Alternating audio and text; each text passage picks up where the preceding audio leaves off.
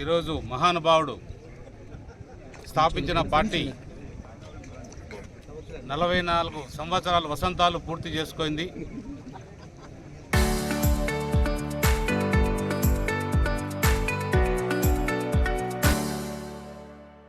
NT Ramarao గారు ఏ రోజైతే ఈ పార్టీని స్థాపించారో, నేను 82లో లేను కానీ 83లో ఎన్నికల సమయం నుంచి కూడా ఈ పార్టీని జెండా ఎత్తుకొని తిరిగిన కాలాలు, ఎందుకంటే అప్పుడు చదువుకుంటున్నాం, జెండా ఎత్తుకొని రోడ్లలో తిరిగిన కాలాలతో కూడా నాకు అనుభవము, ఆ జ్ఞాపకాలన్నీ కూడా గుర్తున్నాయి.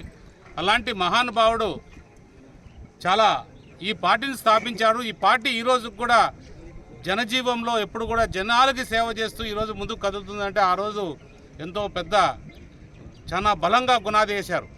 ఎందుకంటే మీరు తెలుగు రాష్ట్రాల్లో అంటే మన తెలంగాణ కావచ్చు, లేదా ఆంధ్రప్రదేశ్ కావచ్చు, లేదా కర్ణాటకలో కూడా కావచ్చు, బలంగా గునాదులు వేశారు తెలుగుదేశం పార్టీకి. ఎంతోమంది నాయకులను తయారు చేశారు. ఈరోజు తెలంగాణలో ఏ పార్టీలోనో చూసుకోండి, మన తెలుగుదేశం పార్టీ నుంచి పోయిన నాయకులే.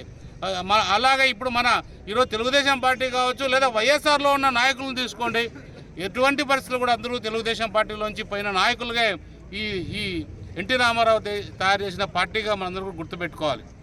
అంటే ఆషామాషిగా పార్టీని స్థాపించలేదు, ఒక మంచి సంకల్పంతో బడుగు బలహీన వర్గాల వారికి సేవ చేయాలనే సంకల్పంతో ఈ పార్టీని స్థాపించారు. ఇంతకుముందు ఎప్పుడైనా మనం ఢిల్లీకి వెళ్తే మనం అందరూ మద్రాసీ అనేవాళ్ళు. ఆ మద్రాసీ పోవాలంటే ఎన్టీ రామారావు పెట్టిన తర్వాతనే, ఎప్పుడైతే సినీ ఇండస్ట్రీ అంతా ఎన్టీ రామారావు పెట్టి ధైర్యంగా హైదరాబాద్ వచ్చిందో అప్పుడే మనం మద్రాసీ పేరుపై మనకి ఆంధ్రప్రదేశ్ రాష్ట్రంగా మనకు గుర్తింపు దక్కింది. అలాంటి మద్రాసీ పేరుని నామరూపాలు లేకుండా చేస్తూ మన తెలుగు ప్రజలందరూ గర్వంగా చెప్పుకునేటట్టు అక్కడ ఢిల్లీలో తను చాటుకున్న మన ఎన్టీ రామారావు గారు నిజంగా చాలా మహానుభావుడు, గొప్ప వ్యక్తి అనే చెప్పాలి. అలాంటి పార్టీని ఆయన స్థాపించారు. ఆయన తర్వాత చంద్రబాబు నాయుడు గారు పార్టీని భుజాన మీద వేసుకొని చాలా అద్భుతంగా పార్టీని నడుపుతూ, ఎందుకంటే చంద్రబాబు నాయుడు గారికి అసలు వచ్చిన కష్టాలు కూడా ఎవరికి రాలేదు. ఈ పార్టీని నిలబెట్టాలని గట్టి సంకల్పంతోనే చంద్రబాబు నాయుడు గారు ఈ పార్టీని నిలబెట్టడం జరిగింది.